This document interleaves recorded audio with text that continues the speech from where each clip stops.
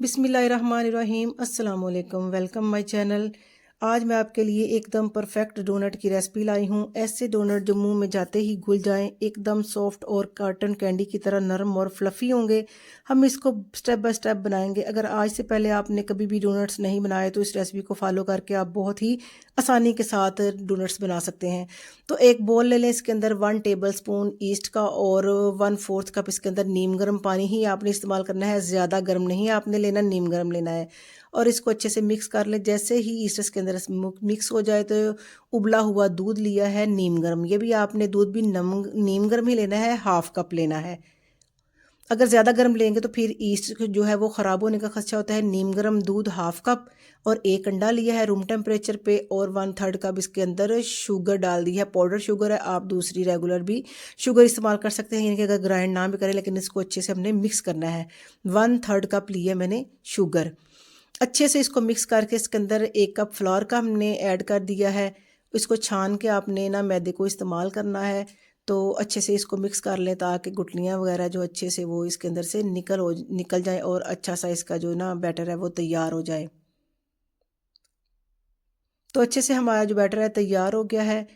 तो हम इसको अब रेस्ट देंगे 10 से 15 मिनट, तो ताकि अच्छे से ईस्ट जो है मैदे के अंदर एक्टिव हो जाए। 10 से 15 मिनट के बाद ईस्ट जो है अच्छे से इसके अंदर एक्टिव हो गई है। हमने 2 कप फ्लावर यानी कि 2 कप मैदा और इसके अंदर ऐड किया है। टोटल मिला के हमने 3 कप ना मैदा इस्तेमाल किया है। मैदे को हमेशा बेकरी के आइटम में छान के इस्तेमाल किया करें। 1/4 टीस्पून इसके अंदर मैंने लिया है नमक का और 1/4 कप लिया है बटर का। होममेड बटर है, आप बाज़ार का भी बटर ले सकते हैं। कुछ लोग सवाल करते हैं कि बटर की जगह अगर इसमें ना हम ऑयल डाल लें तो वो भी ठीक है, लेकिन उसके साथ इतने ये फ्लफ़ी नहीं बनेंगे और टेस्टफुल नहीं बनेंगे, तो इसलिए बटर ही कोशिश कीजिएगा इसमें ना ऐड करने का। तो इसकी हमने बिल्कुल सॉफ्ट सी डो बनानी है। इसके अंदर पानी भी उम्मीद तो है कि नहीं और ऐड करना पड़ेगा। अगर लगे आपको कि आपकी डो थोड़ी हार्ड है तो आप इसके अंदर 3-4 टेबलस्पून पानी को और भी ऐड कर सकते हैं। हमें इसको थोड़ा सा नीट करके काउंटर पे ले आना है और इससे 10 से 12 मिनट इसको अच्छे से हमने स्ट्रेच करना है, अच्छे से गूंदना है इसके ऊपर, ताकि ये बिल्कुल एक ज़बरदस्त सी डो की फॉर्म में आ जाए। तो 10 से 12 मिनट मैंने इसको गूंद लिया। ये देखिए कितनी सॉफ्ट और नरम है। इसको थोड़ा सा बॉल में ऑयल लगाएंगे और इसको हम रखेंगे, यानी कि ये डबल हो जाए, साइज़ में राइज़ हो जाए। और 1 से 2 घंटा, सर्दियां हैं तो आप इसको किसी गर्म जगह का पेड़ ऊपर रखिएगा। अगर गर्मियां हैं तो आप इसको ऐसे ही काउंटर पे छोड़ दिएगा तो अच्छे से राइज़ हो जाएगी। तो 1.5 घंटे के बाद मैंने इसको खोला, देखिए डबल हो गई है, डबल से भी ट्रिपल हो गई है और इसके अंदर काफ़ी ज़्यादा बबल्स भी बन गए हैं और अच्छे से ये हमारी राइज़ भी हो गई हुई है डो। तो अब हम इसको इस तरह बड़ा सारा एक पेड़ा बना लें, या आप 2 भी कर सकते हैं, लेकिन मैं इसको एक ही बनाऊंगी। और इसके नीचे थोड़ा सा मैदा डस्ट करेंगे और ऊपर भी थोड़ा सा हमने ना मैदा डस्ट कर लेना है, ताकि हम इसकी अच्छे से ना एक बड़े साइज़ की रोटी बना लें। गोल भी बना सकते हैं, लेकिन स्क्वायर भी बना सकते हैं, कोई इसका मसला नहीं, क्योंकि इसकी कटिंग ही होनी है।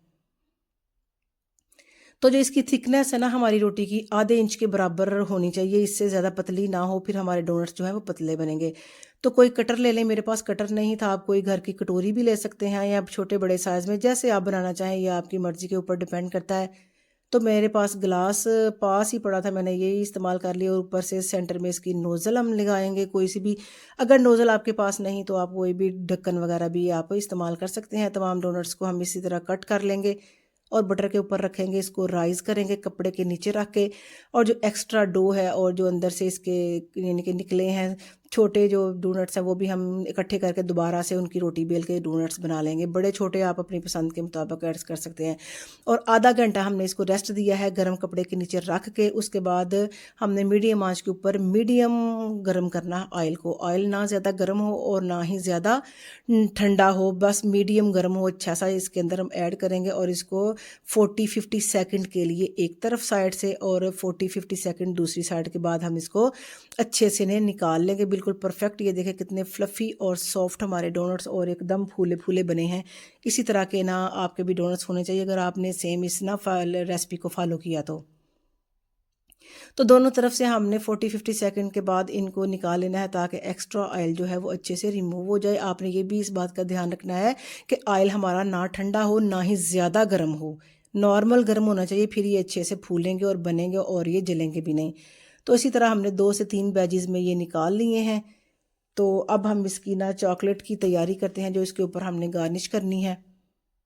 तो चॉकलेट भी आपने थोड़ी देर पहले ही बनानी है, पहले बना के नहीं रखनी है। देखिए कितने ज़्यादा हमने 3 कप मैदे से ना कितने ज़्यादा डोनट्स, बड़े और छोटे, मैंने 2-3 साइज़ों में रखे थे बच्चों के लिए, कोई बड़ा साइज़ पसंद करता है कोई छोटा।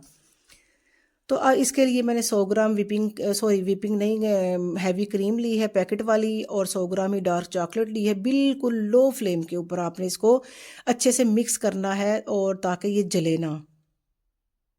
तो जैसे ही ये अच्छे से मिक्स हो गई है, तो रूम टेम्परेचर पर जैसे ही चॉकलेट हमारी आ जाए डोनट्स के ऊपर, आपने अच्छे से इसके ऊपर लगा देनी है। अगर आप गरम गरम इसके ऊपर लगाएंगे तो फिर वो ना गिरने का खर्चा होता है, और चॉकलेट अच्छे से सेट नहीं होती। आपने रूम टेम्परेचर पे आए तो फिर आपने इसके ऊपर लगानी है। और मेरे पास कुछ स्प्रिंकल पड़े हुए थे चॉकलेट के, आप कुछ भी इसकी गार्निश के लिए ऐड कर सकते हैं। मल्टी कलर के भी स्प्रिंकल डाल सकते हैं, या एक इसके ऊपर चॉकलेट चिप का भी ऐड कर सकते हैं।